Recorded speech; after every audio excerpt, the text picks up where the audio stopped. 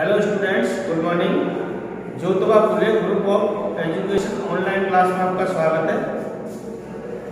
जैसा कि last lecture में मैंने आपको पढ़ाया था चैप्टर नंबर 4 शार्डिक, जिसमें मैंने आपको टॉपिक पढ़ाया था उपशार्डिक और शेखंड, माइनर एंड कोफैक्टर। हालांकि वो 4.3 प्रश्नावली 4.4 में आने वाला टॉपिक है, लेकिन मैं आपको समझा दिया था शार्डिक का प्रसार करते हैं तो उसकी किसी भी पंक्ति अथवा स्तंभ के अवयवों का उसके संगत शेखंडों के साथ गुणनफल का योग करते हैं तो प्रसार हो जाता है।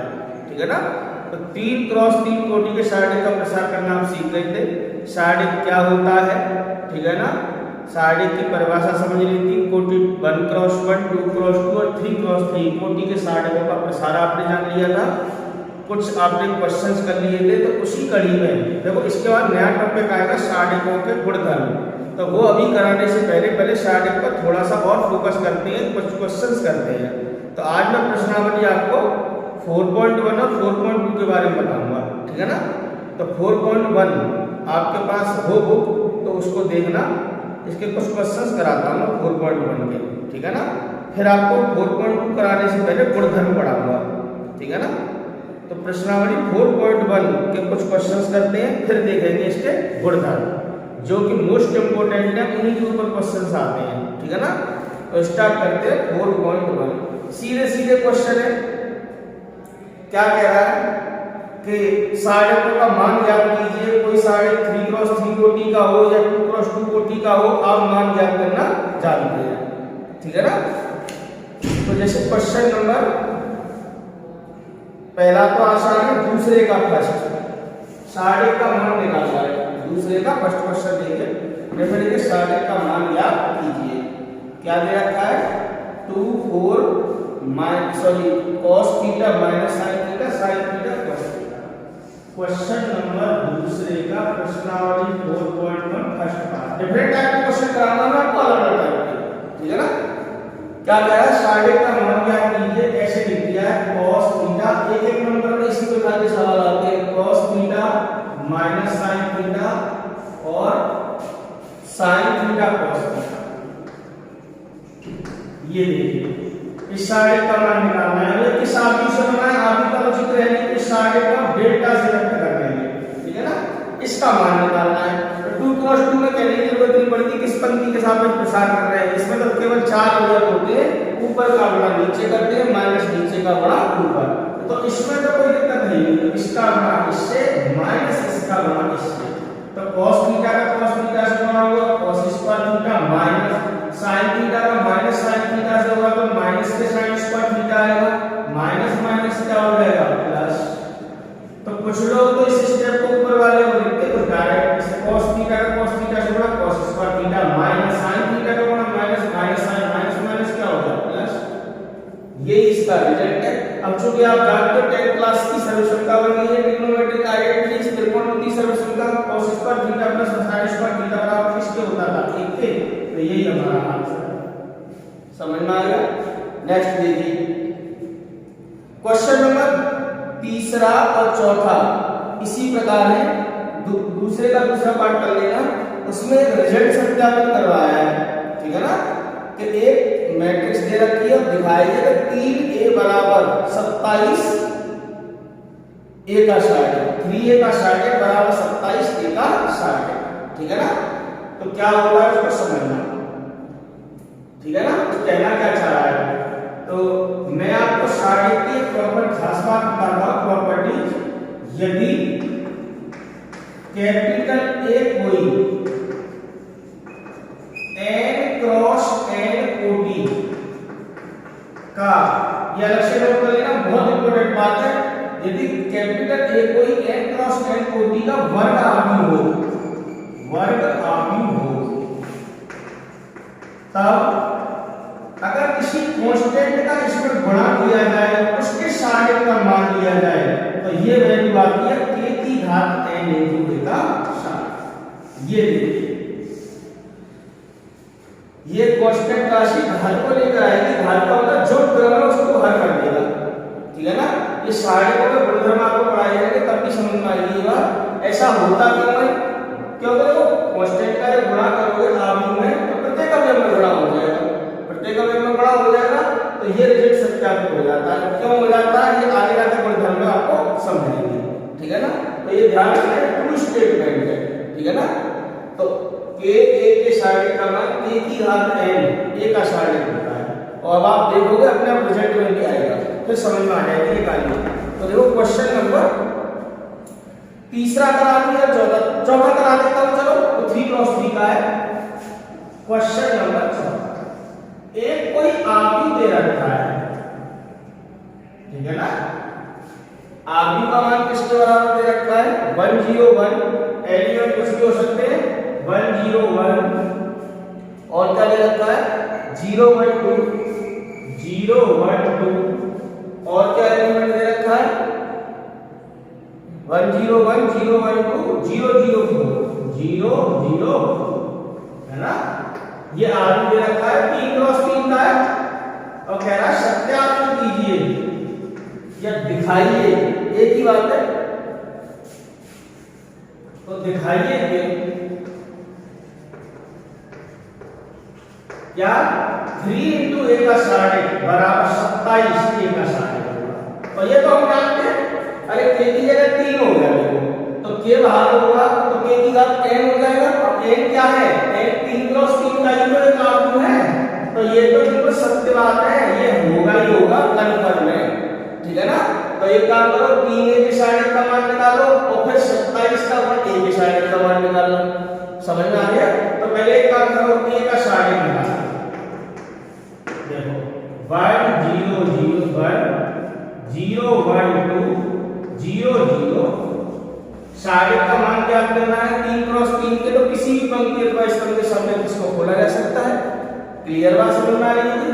तो किसी भी पंक्ति पहली पंक्ति के सामने खोल लो या पहले स्तंभ के सामने पहले स्तंभ के सामने खोल लो, क्योंकि इसमें दो जीरो है, जो इनका जब इनके नंबर आएगा तो इनका जब गुणा होगा तो 0 0 हो जाएगा, तो कहने का जल्दी प्रसार हो जाएगा, जल्दी विस्तार हो जाएगा। तो मैंने क्या किया C1 के सापेक्ष इसको खोल दिया है। शार्डिक का मान निश्चित होता है, किसी भी पंक्ति अथवा किसी भी स्तंभ के सापेक्ष उसका प्रसार करोगे तो रिजल्ट सेम आएगा। तो C1 के सापेक्ष अगर इसका विस्तार करोगे तो क्या आएगा, ये देखिए तो क्या आएगा प्लस माइनस प्लस, ऐसे चलता प्लस माइनस प्लस। तो 1 के लिए ये हटेगा 1 का बड़ा 4 से 4 माइनस 0 का बड़ा 2 से 0। अब देखो इसके लिए जब आप करोगे के साथ ये हटेगा, तो लेकिन 0 का जब गुणा होगा तो 0 आएगा। ऐसे प्लस माइनस प्लस 0 के लिए ये हटेगा इसका गुणा इससे माइनस इसका, इसके अंदर कुछ भी आए क्या फर्क पड़ता है, क्योंकि चूंकि 0 का गुणा होगा तो 0 तो बनना ही है, तो इसलिए कैलकुलेट करने की जरूरत नहीं है, ये स्टेप लिखने की जरूरत नहीं पड़ती है। समझ में आ रही है। चाहे तो कैलकुलेशन लिखना, जैसे ये हटेगा इसका गुणा इससे इसका गुणा इससे यहाँ पर 0 ही आएगा, इसके लिए ये हटेगा 0 इसका गुणा माइनस 1 आएगा 0 माइनस 1, लेकिन जब उसमें 0 का गुणा होगा तो 0 ही आएगा। क्लियर है।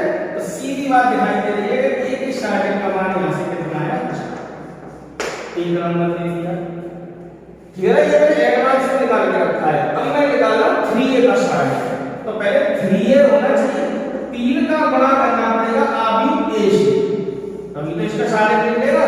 आबी a किसके बराबर है 1 0 1 0 1 2 0 0 4।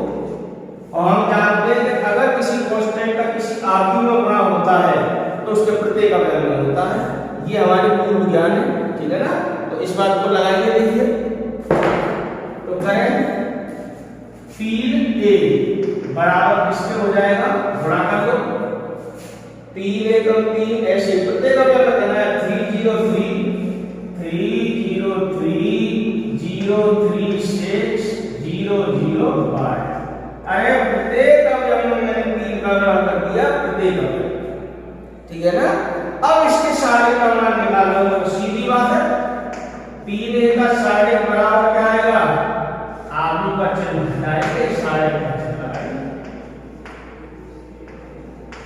समझ में आई होगी। फिर द्वारा से किसी भी पंक्ति अथवा किसी भी स्तंभ के सापेक्ष इसको खोल सकते हो, तो वही C1 के सापेक्ष खोल दिया। ऐसा नहीं कि यहाँ पर आपने C1 के सापेक्ष खोला हुआ किसी और के सापेक्ष खोल सकते हो, शार्डिक का मान निश्चित होता है। आप अगर से किसी और के सापेक्ष खोलने पर रिजल्ट कहीं डिफरेंट ना हो जाए, शार्डिक का मान निश्चित होता है, याद रखना। आप कभी भी जब भी साड़ी को खोलना हो, कभी भी उसको प्रसार करना हो, तो क्या करना है, प्रसार करना, विस्तार, एक्सपेंशन।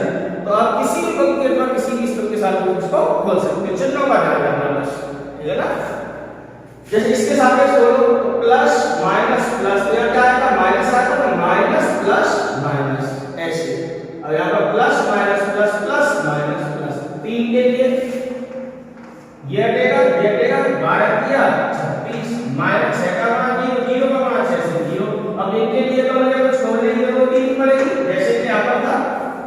तो इसको सरल किया तो क्या आया, 3a के साइड का मान क्या आया, p का मान 3 से 18, 3 के 9 है 10, 108 आया। कितना आया, 108। अच्छा मैं इसको क्या लिख सकता हूँ, ये बताओ p, इसको मैं क्या लिख सकता हूँ, अगर मैं इसको 4 का गुणा करूं तो क्या लिख सकता हूं, 4 का गुणा 4 का हो जाएगा, इसमें 4 का क्यों दे रहे हो, तो रिजल्ट के अकॉर्डिंग मुझे क्या करना, 27 बनाना है, 27 का भाग दे दो इसमें, या 4 का भाग दे दो तो क्या आएगा, अरे 4 सत्ते 28, 4 सत्ते 28 है ना, और 4 दूनी 8 और 10, तो 27 गुणा 4 हो गया, क्या हो गया, अरे 108 को क्या लिख सकते हैं, 27 का भाग दे दो आपको, तो ये रिलेशन क्या करना है, ठीक है ना।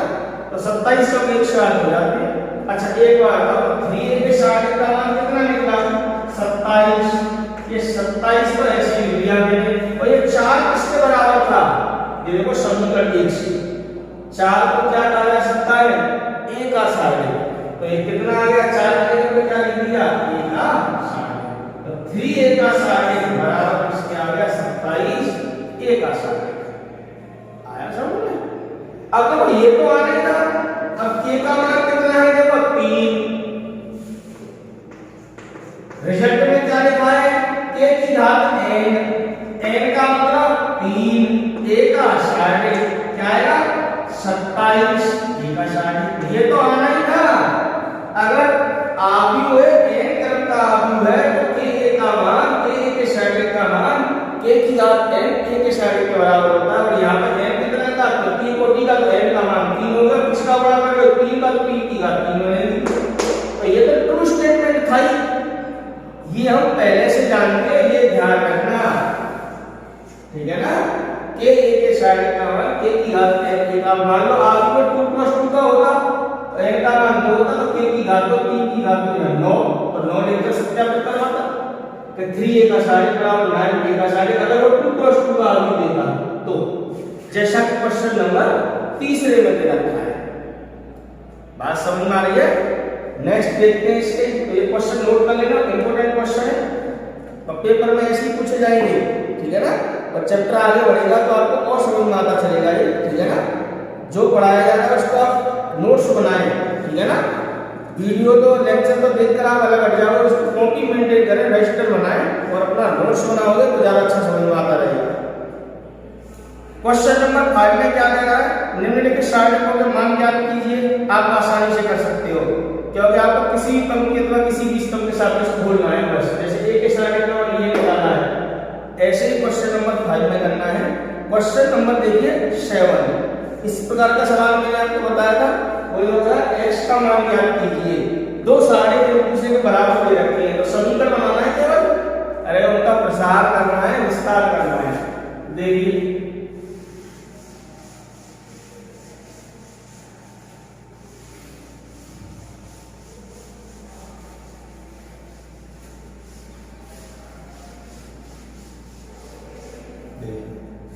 क्वेश्चन नंबर देखेंगे 7, हालांकि इजी है, आप कर सकते हो। 4.5 क्या करा, x का मान ज्ञात कीजिए। क्वेश्चन नंबर 7, x का मान ज्ञात कीजिए। तो किस कंडीशन में, दो सारणी दे रखी है वो आपस में बराबर है, क्या है 2 4 5 1, 2 4 5 1, किसके इक्वल दे रखी है 2x 4 और क्या 6 4 6x, 2x 4 6x, 2 4 5 1, 2x 4 6 4 6x, x का मान निकालिए, ठीक है ना। तो आपको कुछ करना नहीं है, बस इनका प्रसार कीजिए, सॉल्यूशन देखिए। तो गिवन कंडीशन क्या है, 2 4 5 1, ये सारे किस सारे के बराबर है, 2x 4 6x।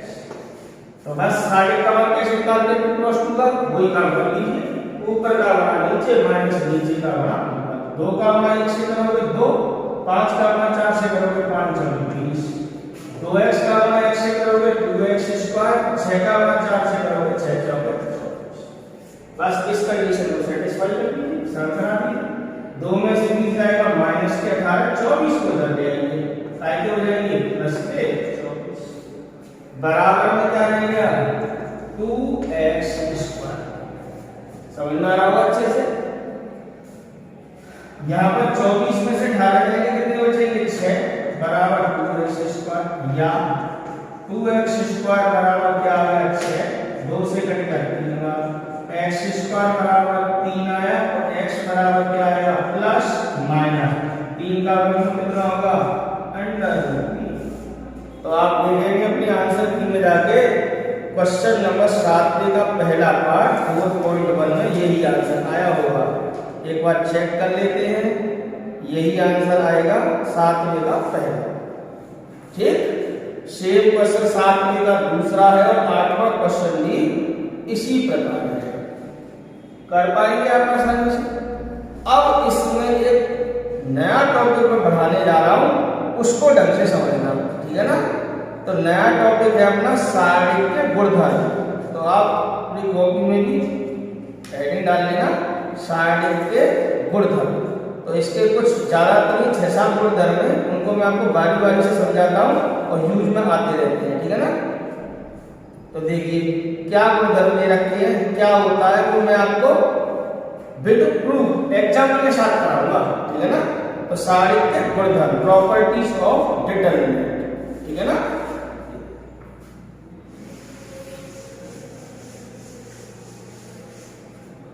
तो आज का अपना इसी में टॉपिक पढ़ाते हैं नया। ये जो क्वेश्चन आए थे ये कल वाली बातों पर आधारित है। आज देखिए इसका नया टॉपिक सारणी के गुणधर्म।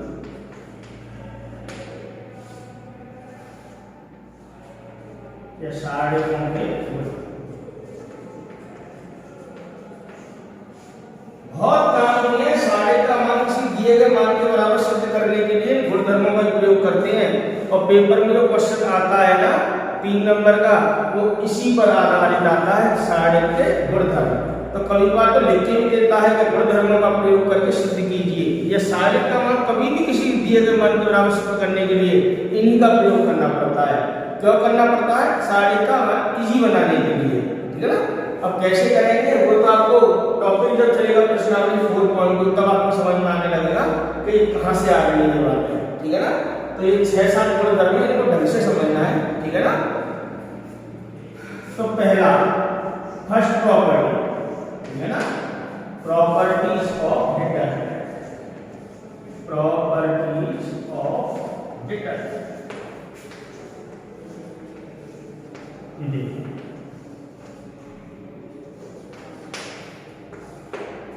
पहला गुणधर्म क्या कहता है, ये कहता है कि यदि किसी सारणी की पंक्ति तथा स्तंभों का परस्पर विनिमय कर दिया जाए तो सारणी का मान अपरिवर्तित रहता है।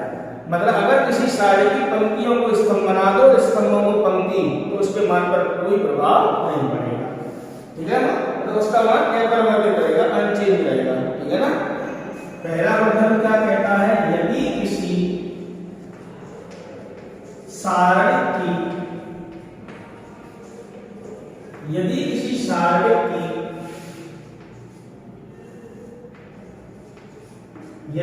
सारणी की पंक्ति तथा स्तंभों का परस्पर, यदि किसी सारणी की पंक्ति तथा स्तंभों का परस्पर विनिमय किया, एक तरीके से अदला बदली, ठीक है ना। यदि किसी सारणी की यदि साड़ी की पंक्ति तथा स्तंभों का परस्पर विनिमय किया जाए तो साड़ी का मान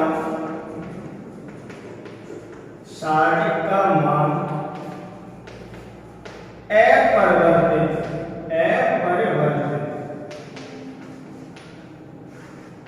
रहता है। मतलब उसके मान पर कोई प्रभाव नहीं पड़ेगा। जैसे साड़ी गिरती है, कोई भी, जैसे मैं जनरल में A1 B1 C1 A2 B2 C2 A3 B3 C3, जैसे पहली पंक्ति है, पहले दूसरी पंक्ति, तीसरी पंक्ति, पहला स्तर, दूसरा स्तर, तीसरा स्तर। मैंने ऐसे लिख दिया, A1 1 करके नहीं लिखा, सिंपल में लिख दिया ये एलिमेंट है। कुछ भी लिख लो, ABCD की ऐसे लिख लो, चाहे तो A1 B1 C1 A2 B2 C2 और A3 B3 C3। अगर मैं इस पंक्ति को, पहली पंक्ति को पहला स्तंभ बना दूं, दूसरी पंक्ति को दूसरा स्तंभ बना दूं और तीसरी पंक्ति को तीसरा स्तंभ बना दूं, कहने का मतलब मैंने पंक्तियों तथा स्तंभों का परस्पर विनिमय करा दिया। पंक्ति तथा स्तंभों का परस्पर विनिमय आपस में बदल दिया। पहली पंक्ति को पहला स्तंभ बना दिया, ऐसे समझ लो, पहली पंक्ति स्तंभ को पहला पंक्ति बना दी, तो एक ही बात हुई। तो इन दोनों को जब सरल करोगे तो इन दोनों का मान सेम आएगा, ये कहता है। ठीक है ना। एग्जाम्पल लेना चाहो एग्जाम्पल ले लो। जैसे कोई भी 2 क्रॉस 2 का ले लो, 3 क्रॉस 3 जैसे 1 2 3 4 1 0 -1 2 3। ठीक है, उल्टे सीधे कोई से एलिमेंट ले लो, आपको जैसे अच्छे लगे। ठीक है ना।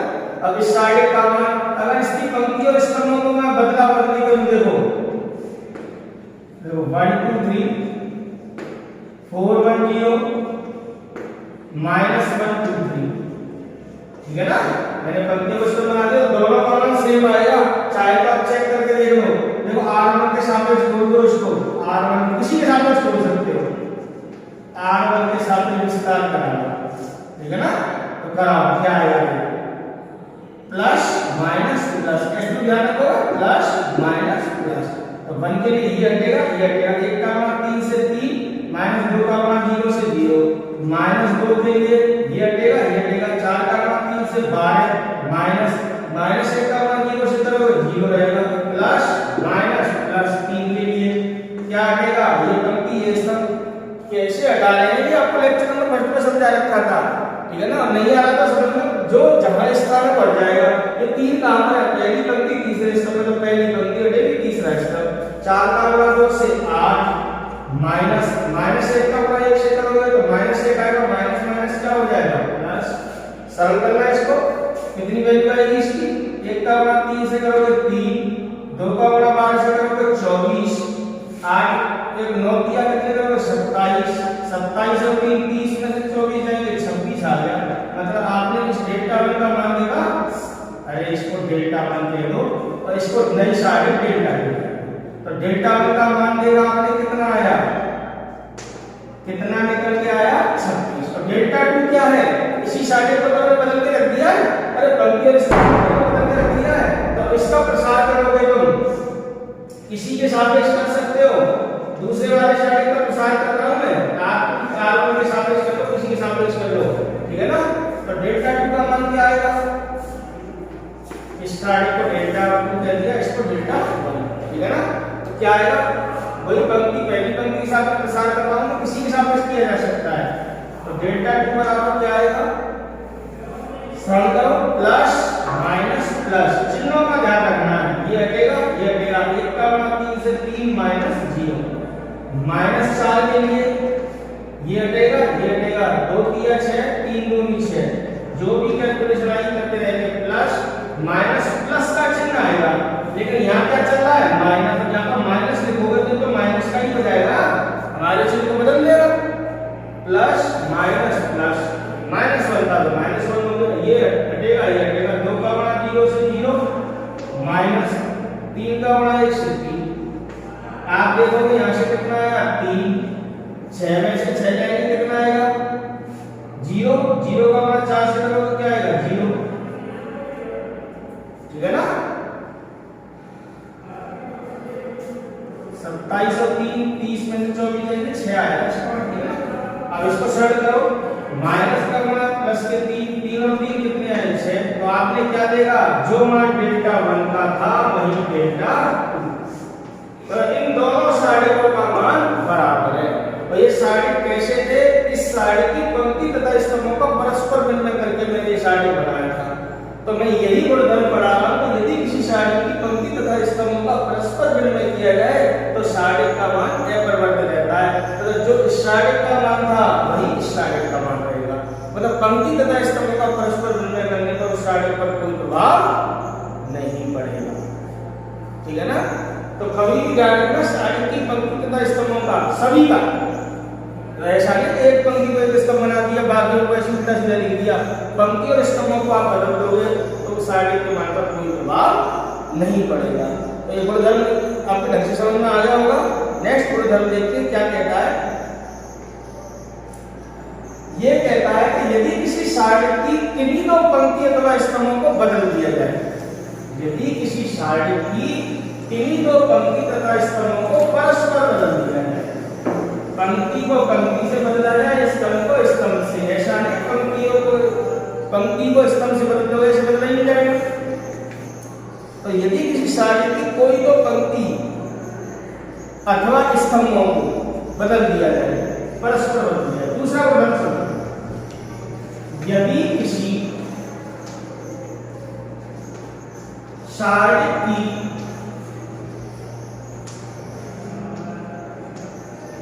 किन्हीं दो पंक्ति, यदि किसी साइड की किन्हीं दो पंक्ति अथवा स्तंभ,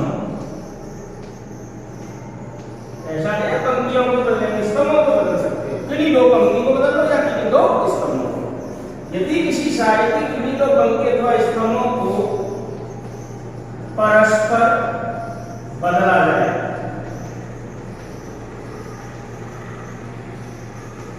तो साइड का संख्यात्मक मान तो वही आएगा लेकिन उसका चिन्ह बदल जाएगा। जैसे ये साइड का मान 6 है, अगर मैं r1 को r2 से बदल दूं तो उत्तर 6 ही आएगा, लेकिन उत्तर प्लस का नहीं आएगा, क्या आएगा? माइनस का। ठीक है ना? यही वो कहना चाह रहा है कि यदि किसी साइड की किन्हीं दो पंक्ति अथवा स्तंभों को परस्पर बदला जाए तो साइड का चिन्ह बदल जाता है, या ऐसे कह सकते हैं तो साइड का संख्यात्मक मान तो वही रहता है, संख्यात्मक मान तो वही रहता है। वही का मतलब जो पहले था, संख्यात्मक मान तो वही रहता है, किंतु उसका चिन्ह बदल जाता है, चिन्ह बदल जाता है। जैसे अगर आपके पास ये कोई साइड है किंतु उसका चिन्ह बदल जाता है, यहां लिख देता हूं। मेरा कहने का मतलब सिर्फ इतना है कि जैसे ये कोई साइड है A1 B1 C1, A2 B2 C2 और A3 B3 C3, कोई भी एलिमेंट हो सकते हैं ऐसे A1 B1 C1 ऐसे कोई। अगर मेरे भाई ने इसकी पहली पंक्ति को दूसरी पंक्ति से बदल दिया, मैंने क्या किया? पहली पंक्ति को दूसरी पंक्ति से बदल दिया तो इसका चिन्ह बदल जाएगा, यहाँ प्लस है तो माइनस आ जाएगा, माइनस है तो प्लस। कहने का मतलब साइड का संख्यात्मक मान तो वही आएगा किंतु उसका चिन्ह बदल जाएगा।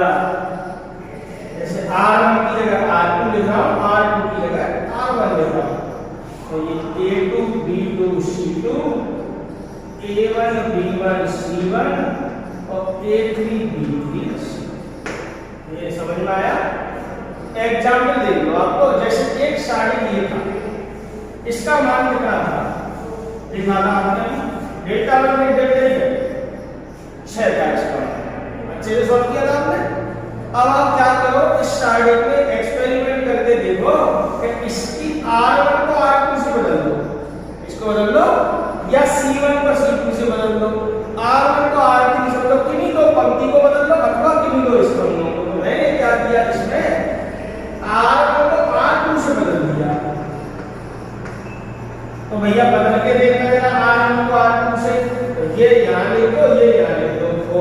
0 4 1 0 1 2 3 1 2 3 और क्या ये ऐसे लिखा ये ना -1 2 3 -1 2 3। तो अब देखो इस शार्टेड का मान क्या आएगा, इसका मान 100% -6 आएगा। कितना आएगा? -6। संख्यात्मक मान तो वही रहता है किंतु उसका चिन्ह बदल जाता। तुम लोगों से ऐसा हम करेंगे क्यों?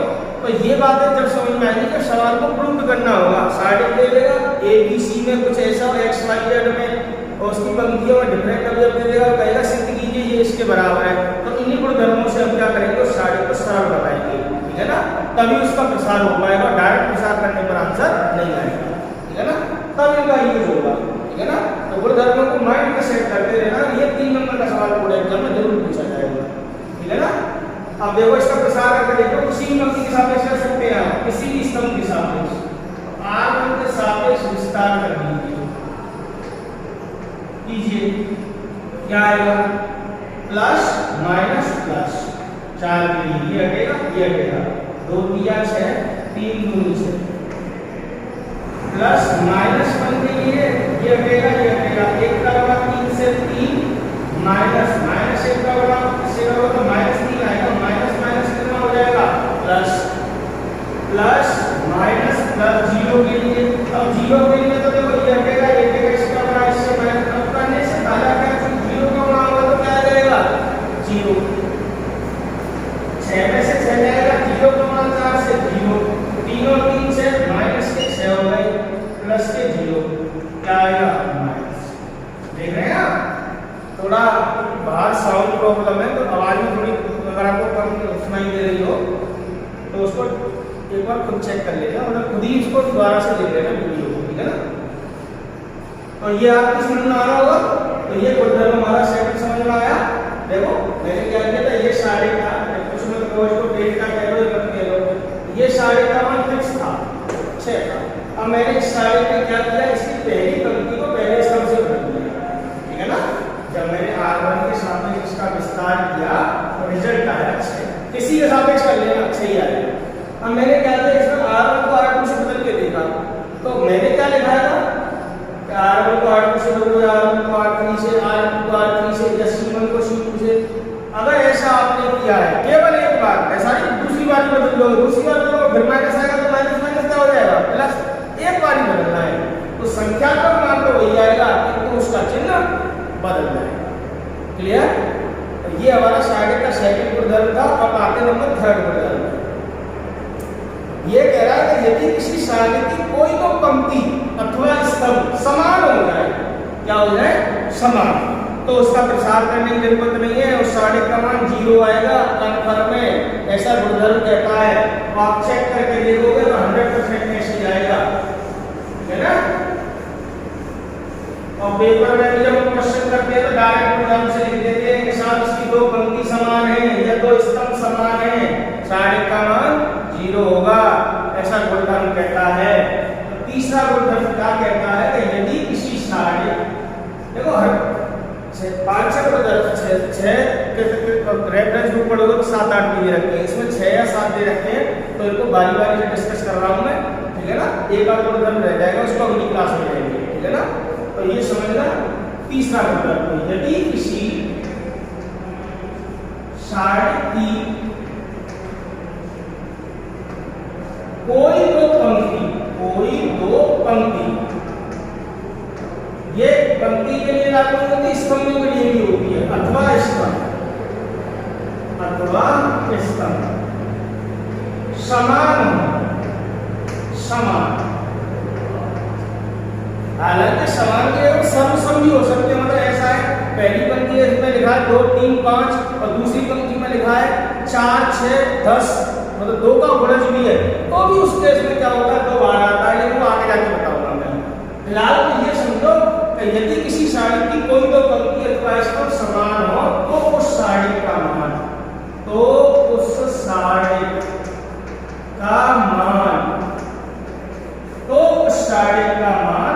शून्य होता है। ये ध्यान रखना, कन्फर्म में प्रसार करने की जरूरत, विस्तार करने की जरूरत बिल्कुल नहीं पड़ती है। जैसे मैंने एक सारे लिया, इसके एलिमेंट ऐसे लिख दिए A1 B1 C1, A2 B2 C2 और A1 B1 C1। देख रहे हैं आप? मैंने यहाँ A3 B3 C3 लिखा, इसी पंक्ति को रिपीट कर दिया। तो इस सारे का मान 0 होगा। क्यों? क्योंकि इसकी पहली पंक्ति तीसरी पंक्ति के समान है। जैसा यहाँ लिखा है वैसा ही यहाँ। ठीक है? कोई सी दो पंक्ति ऐसा नहीं कि पहली तीसरी के बराबर हो, पहली दूसरी के बराबर हो, दूसरी तीसरी के बराबर हो। कोई तो स्तंभ हो जाए, पहला स्तंभ दूसरे स्तंभ के बराबर हो जाए, पहला तीसरे के, कोई तो पंक्ति, और ये बात स्तंभों में भी लागू होती है। तो आप एक एग्जाम्पल देख रहे इस बात का, कुछ भी लिख लो अपने मन से, एलिमेंट ऐसे 1 2 3 3 2 0 1 2 3। अब इसका मान कन्फर्म में 0 ही आएगा, तो इसका पहली पंक्ति तीसरी पंक्ति के समान है। आप देखो इसका प्रसार करके R1 के सापेक्ष बोल दो इसको, कोई से अपने मन से एग्जाम्पल दे देना, R1 के सापेक्ष इसका विस्तार करो, ये कोई भी सारे के। तो हम तो पेपर में नहीं करेंगे, हम तो किसी क्वेश्चन में ऐसी बात आ गई तो हम तो डायरेक्ट लिखेंगे गुणधर्म से। ठीक है ना? ठीक है ना? क्योंकि R1 बराबर डायरेक्ट उसका उत्तर 0 लिखेंगे, उसका डायरेक्ट उत्तर 0 लिखूंगा, बस साइड में ये लिखूंगा कि R1 बराबर किसके है? R3 के। तो हम जानते हैं, तो ये तो मैं आपको एग्जाम्पल के साथ बताना चाह रहा हूँ कि ऐसा वास्तव में होता है या नहीं होता है। तो आप करके देखो, प्लस माइनस प्लस 1 के लिए ये हटेगा 2 का गुणा 3 से 6, 2 का गुणा 0 से 0, प्लस माइनस 2 के लिए ये हटेगा 3 का गुणा 3 से 9, माइनस 1 का गुणा 0 से 0। समझ में आ रहा है इसका? प्लस 3 के लिए ये हटेगा 3 दूनी 6 माइनस 2। ठीक? 1 का गुणा 6 से 6, 9 दूनी कितने हो गए? 18। यहाँ पर 6 में से 2 हो गए 4, 4 दिया 12, 12 6 18 माइनस 18 कितना आएगा? तो ये इतना हमें करने की जरूरत ही नहीं है, हम तो डायरेक्ट उत्तर लिख देंगे इसका 0 और साइड में ये लिखाएंगे कि R1 बराबर किसके है?